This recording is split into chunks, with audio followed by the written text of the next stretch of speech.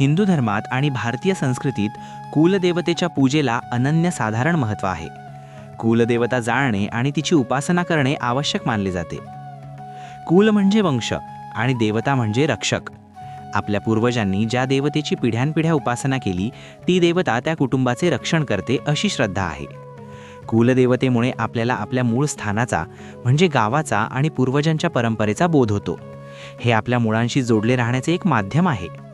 प्रत्येकाच्या जन्मानुसार आणि वंशपरंपरेनुसार ठराविक लहरी मानवी शरीराला पूरक असतात. कुलदेवतेची उपासना केल्याने मूलाधार चक्रातील कुंडलिनी शक्ती जागृत होते आणि आध्यात्मिक प्रगती होते. अनेक धार्मिक विधींमध्ये कुलधर्म कुळाचार पाळणे अनिवार्य असते. कुलदेवता माहीत असल्याशिवाय हे विधी शास्त्रोक्त पद्धतीने पूर्ण होऊ शकत नाहीत.